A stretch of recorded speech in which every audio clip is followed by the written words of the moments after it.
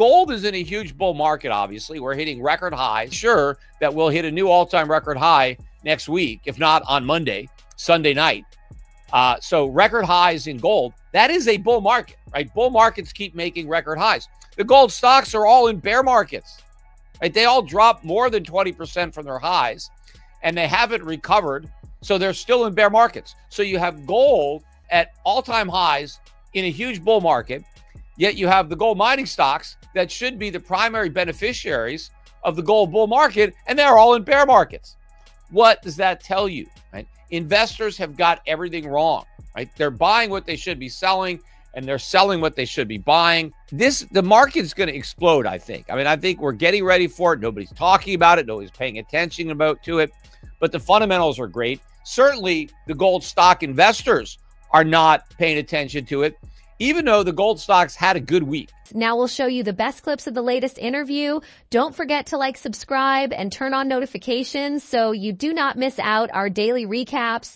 Join our WhatsApp channel for real-time updates, breaking news, and expert predictions on gold, silver, and financial markets. Link in the description or pinned comment. Stay ahead of the curve. Don't miss out. But I think the big story on the week was the U.S. dollar, gold. Nobody's really talking about that. The dollar index was down for the second week in a row. And this week was a big drop, about 2% drop in the dollar index. Now, it's still pretty high in the scheme of where it was before Trump was elected. We're about 107.5, but we got above 110 last week. So we're about 2.5% below the high. The euro is back at like 105 after being, I think, slightly below 102 when it hit the low. But we'll see what happens next week. I think if we get another drop next week in the dollar, I'll be pretty confident that we've seen the highs. And this whole move up in the dollar was a gigantic head fake just to get all the traders positioned the other way before they get the rug pulled out from under them. And that's what I've been expecting. Also, gold.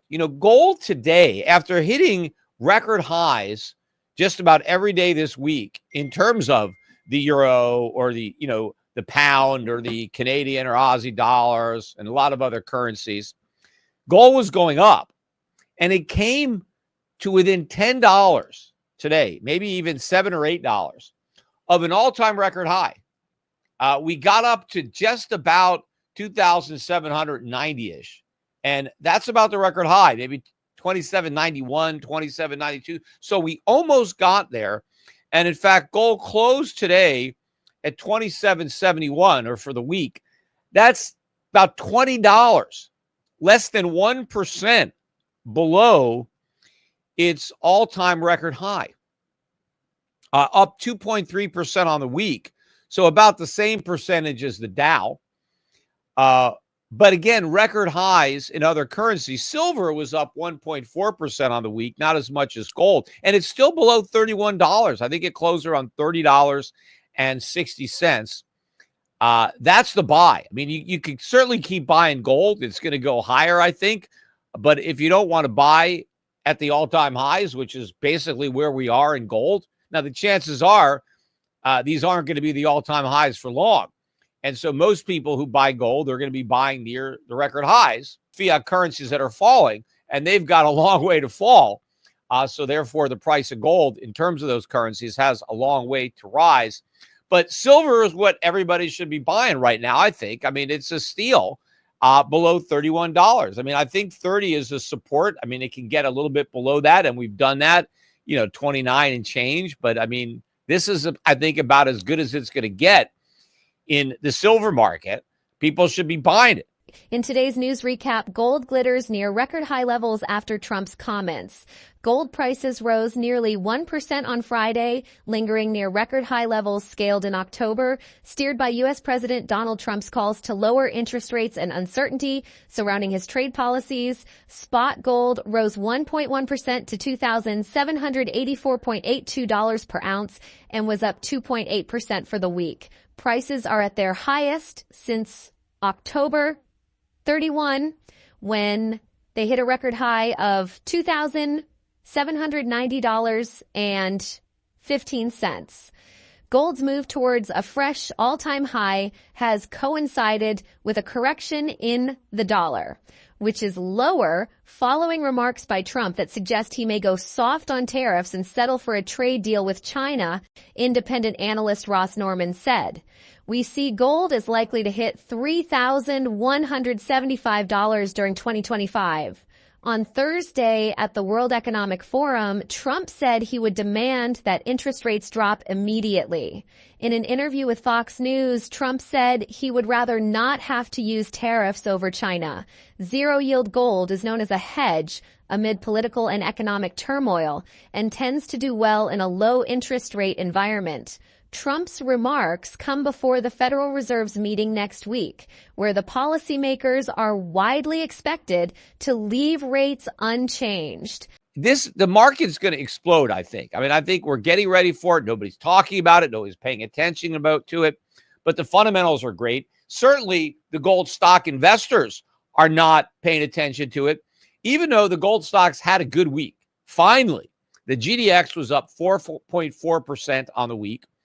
And the GDXJ was up 4.75%. So a solid week.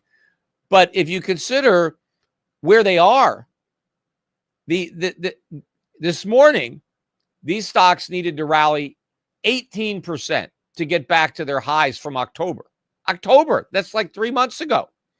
And even with today's rally, they're still, 16 and a half, 17% rise from here to get back to where they were when gold was the same price as it is right now. I mean, gold is in a huge bull market, obviously. We're hitting record highs in every currency. We're about to hit a record high. I'm pretty sure that we'll hit a new all-time record high next week, if not on Sunday night. So record highs in gold. That is a bull market, right? Bull markets keep making record highs. The gold stocks are all in bear markets, right? They all dropped more than 20% from their highs, and they haven't recovered. So they're still in bear markets. So you have gold at all-time highs in a huge bull market, yet you have the gold mining stocks that should be the primary beneficiaries of the gold bull market, and they're all in bear markets. What does that tell you? Right? Investors have got everything wrong. Right? They're buying what they should be selling, and they're selling what they should be buying. They don't understand this gold rally. And in fact, because the dollar has gone up over the last 3 months, even with the recent decline, that means these mining companies are even more profitable because the increase in the price of gold is bigger because the gold companies operate in Canada, right? They operate in Australia. Their operating profits have really gone up because their costs are in Canadian dollars, right? But their revenue is in US dollars.